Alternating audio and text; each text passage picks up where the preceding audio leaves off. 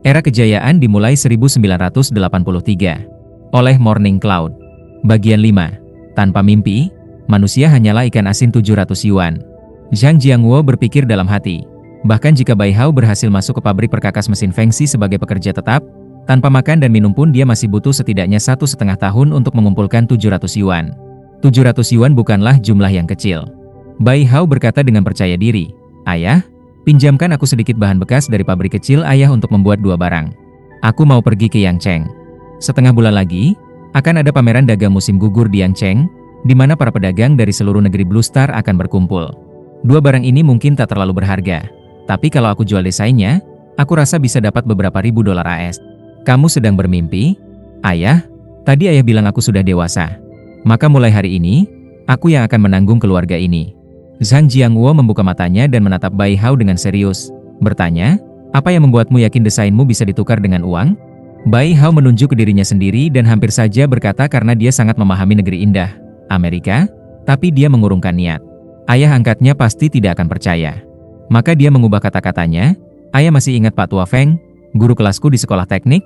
Ingat, orang tua itu memang hebat. Aku baru tahu belum lama ini, dia ternyata sudah jadi profesor sebelum aku lahir.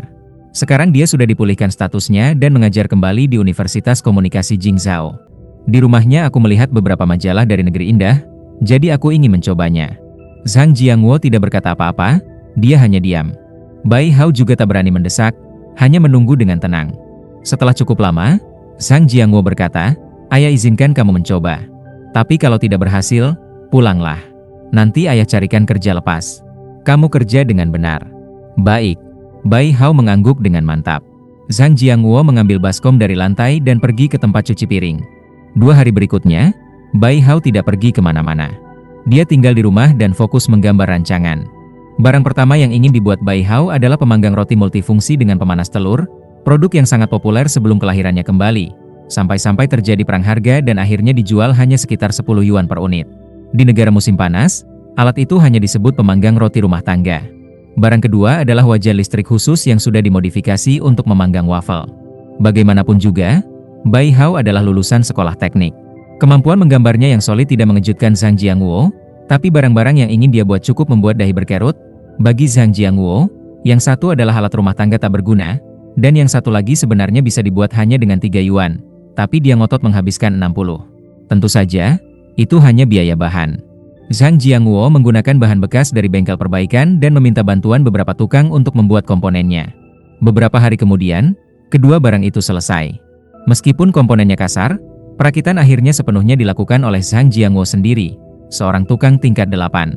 Karena khawatir rusak dalam perjalanan, barang-barang itu dibungkus dengan selimut tua, lalu dilapisi papan triplex, dan dibungkus lagi dengan kain kanvas. Ia bahkan menambahkan tali ransel. Selain itu, Zhang Jiangguo juga membawakan beberapa guokui, roti pipih, untuk bekal Bai Hao di jalan. Bai Hao juga membawa sebotol selai hawthorn apel buatan sepupunya, Li Xiaolong.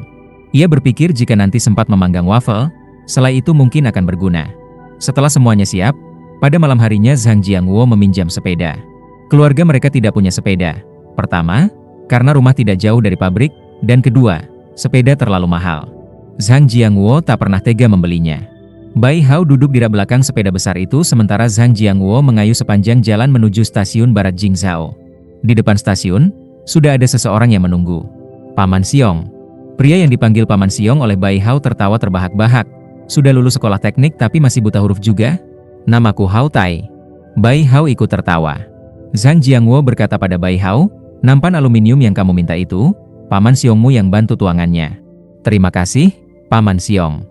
Hao Tai menunjuk ke arah Zhang Jiangguo dan berkata, "Lihat tuh, semua gara-gara ayahmu, ngajarin anaknya salah. Namaku, Tai, tapi kamu malah manggil, Xiong, beruang." Huruf tradisional untuk Tai, memang mirip dengan Xiong, di mata orang yang belum melek huruf di masa itu. Saat Zhang Jiangguo dan Hao Tai pertama kali bertemu di usia 14 sebagai murid magang di pabrik Gongdian, mereka belum banyak mengenal huruf, dan Bai Hao pun sudah lama memanggilnya, beruang. Hao Tai membawa Zhang Jiangguo dan Bai Hao masuk ke stasiun barat Jingzhou. Stasiun barat adalah stasiun pengangkutan barang. Hao Tai berkata pada Bai Hao, "Tidak ada kereta penumpang langsung ke Yangcheng. Kamu harus transit di Kaifeng. Aku khawatir kamu akan tersesat di perjalanan pertamamu. Lagi pula, Tiket kereta penumpang ke Yangcheng dari sini harganya 40 yuan, lebih dari setengah gaji bulanan ayahmu. Jadi kamu naik kereta bareng saja. Aku sudah bicara dengan kepala gerbong, nanti dia akan memberitahumu kapan harus turun. Terima kasih, Paman Siong. Gerbong barang itu tertutup rapat dan penuh dengan barang tekstil. Untung saat itu musim gugur, kalau musim panas, bisa-bisa mati kepanasan. Tepat sebelum pintu ditutup, Hao Tai tiba-tiba melemparkan sebuah amplop ke dalam gerbong. Zhang Jiangwo buru-buru mencoba menghentikannya, tapi Hao Tai sudah menutup pintunya. Saat mendorong Zhang Jiangwo ke belakang, dia berkata, "Anaknya sudah lulus sekolah teknik, aku ini pamannya. Masa tidak kasih apa-apa? Cuma 20 yuan kok. Jangan ditahan." Saat Hao Tai dan Zhang Jiangwo saling dorong, kereta perlahan mulai bergerak. Beberapa saat setelah kereta berjalan, Bai Hao mengambil amplop itu dan membukanya dengan bantuan cahaya dari celah pintu. Di dalamnya ada 10 lembar uang kertas 2 yuan. 2 yuan. Bai Hao bahkan sudah tidak ingat lagi seperti apa bentuk uang 2 yuan. Melihat lembaran hijau itu, Bai Hao mengibaskannya di tangannya, lalu berbaring di tumpukan bundel tekstil dan menutup matanya. 3 hari 2 malam kemudian, Bai Hao tiba di stasiun barat Yangcheng. Di kehidupan sebelumnya, Bai Hao sangat mengenal Yangcheng, tapi dia tak akrab dengan Yangcheng di awal tahun 1980-an. Yang dia tahu sekarang hanyalah bahwa dia berada di sekitar distrik Liwan dan harus berjalan ke arah timur. Bai Hao tidak nekat datang ke Yangcheng untuk sekadar coba-coba. Dia punya tujuan. Pameran dagang musim gugur di Yangcheng sudah dimulai. Meskipun Bai Hao tahu kira-kira lokasi arena pameran, dia tidak pergi ke sana. Sebaliknya, dia naik bus dan berjalan sekitar 1 mil lagi menuju gedung tertinggi di Yangcheng, Hotel Baiyun. Selama 10 tahun ke depan, gedung ini akan tetap menjadi yang tertinggi di Yangcheng. Bai Hao ingat, sebelum reinkarnasinya, seorang teman dari negeri indah pernah bercerita saat mabuk, bahwa di tahun kedua bekerja di universitasnya, dia pernah mengunjungi negara musim panas. Atasannya yang menyebalkan memberinya biaya perjalanan yang sangat kecil dan sengaja memberinya tugas memalukan. Maka dia membayar sendiri untuk menginap di kamar mewah di lantai paling atas hotel tertinggi di Yangcheng. Yang paling dia ingat adalah, hotel itu memberinya celengan babi dari keramik berwarna emas sebagai hadiah, semacam ucapan, "Selamat Tahun Babi." Dia menyimpannya sejak saat itu, karena celengan itu memang sangat indah dan menarik. Bai Hao menghitung waktu dengan teliti. Memang saat-saat ini, selama pameran dagang musim gugur, dan kebetulan juga merupakan tahun babi. Soal tempat, gedung tertinggi di Yangcheng, kamar mewah lantai atas, hanya bisa berarti Hotel Baiyun. Bai Hao tiba di sana, tapi bahkan tidak bisa melewati pintu masuk. Setelah perjalanan panjang yang penuh guncangan, berdebu, dan membawa tas besar dari kanvas yang aneh, Bai Hao bukan hanya dihalangi oleh pelayan hotel, bahkan satpam pun tanpa ingin mengusirnya sejauh 500 meter dengan tongkat.